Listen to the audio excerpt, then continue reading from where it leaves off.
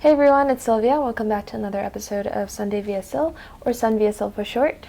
Stop worrying, stop stressing. These are two of the most said phrases to me as I was growing up, and as much as I like to think that I'm much more of a relaxed Sylvia now, every now and then it still creeps up on me to the point where I can just pretty much worry my head off over anything.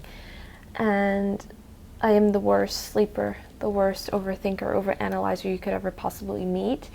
And a lot of it comes from being a highly sensitive person, I believe.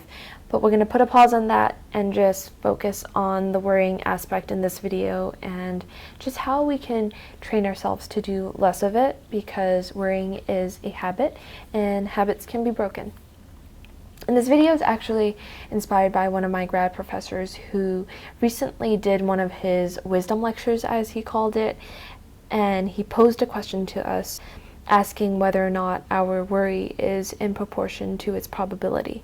So, probability of it being reality and probability of it happening, right? So I kind of wanted to just pose this question in return to you, just as you go along in this video, it's just something to think about, right? Is your worry in proportion to its probability? And, as curious as I am about this, I just quickly pulled up Google, did a quick search, and it turns out that on average, 91.39% of participants' worries actually did not come true. So that only leaves 8.61% of participants' worries that actually did come true. Isn't that nuts? That's nuts. And my grad professor actually also mentioned this 5x5 rule, which is quite popular, so you might have heard of it before, where, if it won't matter in 5 years, you shouldn't spend more than 5 minutes worrying about it. This one obviously is easier said than done, right? Anyone can say this quote, but being able to really execute and action on it, I think, is a lot more difficult. 5 years just seems like a long time. It seems daunting, so what we can do here is actually just break it down a little bit into maybe a week's time, a few weeks, a few months, up to a year, just so that it seems a little bit more manageable. And I think the reason why I want to bring up this video lately is, I think especially due to quarantine, where I've been feeling kind of like some type of way, right? I'm not sure if you're feeling it, whether it's people who are unemployed and feeling that additional pressure, or whether they might be employed but they're also working more hours to kind of combat the commute time that they're saving, or if it's just relationship problems, or if it's parenting difficulties, schooling, whatever it may be. I feel like there's this additional pressure for us to kind of do more, to be more productive, to learn more skills, and I feel like that can definitely be pressure that some people put on themselves, put on others, and it definitely does take a toll if you let it. I wanted to talk about this so that we become aware of how excessive worrying really leads to these excessive thoughts. And the more we have those thoughts, the easier it is to just feel lost or just not in control, a little bit more directionless. And, I've been there, I've done a lot of that, and I'm trying my best to not let it happen so often, the worrying aspect, trying to reverse it, trying to be more aware of it so that you don't fall into this vicious cycle all over again. Now I just want to kind of bring up this Chinese proverb that my grad professor also shared with us recently. I think it's really meaningful and relevant, so it goes something like this. So a farmer and his son, they have a beloved horse who helps them to make a living. Right? One day, the horse runs off, and the neighbors are, saying, "Your horse ran away. What terrible luck." And the farmer replied with, "Maybe so, maybe not. We'll see." A few days later, right, the horse returned home and had a few wild horses with him as well. So the neighbors shouted out, "Look, your horse has returned and brought several horses home with him. What great luck." And again here, the farmer said, "Maybe so, maybe not, we'll see." And later that week, the farmer's son was riding one of the horses, and got thrown to the ground, and he broke his leg. The neighbors again said, your son broke his leg. What terrible luck. The farmer again repeated, maybe so, maybe not, we'll see. After a few weeks, right, soldiers from the National Army, they just kind of like marched throughout the town just trying to recruit these able-bodied men. The farmer's son wasn't drafted, right, because he was still recovering from his injury. And his neighbors shouted, "Your boy is spared. What tremendous luck." To which the farmer repeated, "Maybe so, maybe not, we'll see." So I think the moral of the story just kind of like shows how very few events can be judged as either good or bad, unfortunate, fortunate at the time that they do occur, right? In many cases, time will only tell the full story. So I think the most important part of this proverb is the fact that the farmer didn't allow the things that he couldn't control to affect the things that he could control.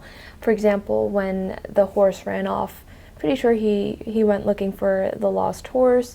When his son, fell off the horse, he probably cared for his injured son, and he had a farm to run. Right, so rather than just like rushing into the extremes of reaction when things didn't really go to plan, he just stayed cool about it. His response was always maybe so, maybe not, we'll see. Because we really can't change what's happened. We can't predict what's going to happen. And the best thing that we can do is to just change our thoughts, because in changing our thoughts, it will change our perception. I thought this was like a really meaningful proverb to share. It was very relevant, and just following this one, I want us to just think about maybe what are some ways we can try to remove this habit of worry. There are 5 ways that I go about doing this, right? So we can challenge ourselves to kind of ask ourselves the following questions. 1, to my professor's point about the just amount of worrying in proportion to its probability, I ask myself, what's the probability that what I'm scared of is going to actually happen, right? If the probability is low, then what are some more likely outcomes? And what's the worst thing that could possibly happen? And it's usually never that. It's usually never that. For example, like if we get a B in one class rather than an A, it doesn't mean that we're failing in life overall. It's not like we're not going to get a job. It's not like we're not going to start our career path or be successful, because all of this is pretty subjective. I used to worry about grades all the time. All the time. Does me getting an A in a class really make me that much more knowledgeable or a more desired candidate for a job? No. Sometimes not. 2, I ask myself if the thought that I'm having is going to be more helpful or harmful to me, and how will worrying about it hurt me? If it's not useful, then I ask, what's another thought that I could kind of entertain myself with that would be more useful? Because it's so easy to have one thing happen, maybe negative in our perspective, and have it easily just downward spiral and just think about all the other times that we have failed. And instead of doing that, maybe we want to entertain a thought where we think about a positive outcome or a positive ideal outcome, and just start to switch our gears and try to plan for how we can get closer to that ideal outcome instead. 3, I ask myself what I would say to a friend who had the same exact thought or worry. Because I know that we can be so hard on ourselves. We can be so hard on ourselves. And it's like we know this, but it doesn't get easier to not do. If we won't speak to a friend with the same dialogue that we have inside our heads, why do we do it? Like, don't we deserve that same love, care, and respect? So the 4th way is using this 4-7-8 breathing technique. And it's where you breathe in through your nose for 4 seconds, hold your breath for 7 seconds, and then exhale for 8 seconds. And you can do this like 3 or 4 times. And sometimes we think we need so much of like X, Y, Z, but most of the time it's just needing more time to really breathe. And so just like doing this a few times, it will really allow us to really slow down and and really gives you perspective on what's important. And last of all is something that I've recently picked back up, which is gratitude journaling. It's just kind of like taking a few minutes of your day to write down 1 to 3 things that you're grateful for. It could be something, it could be someone, something that happened, anything that makes you feel good, makes you feel grateful and thankful to be here, to be alive. I think that when you're grateful, it's really hard to be negative. You can still have those thoughts, right? But in the whole grand scheme of things, it takes a little off your shoulders, and I think it's always the little things, right? A little always goes a long way. So yeah, that's all I have for today's video. I know that these strategies might not be for everyone. Everyone functions a little bit differently, but if any of these strategies can maybe help ease your worries a little bit, then I'm happy with it. I'll take it.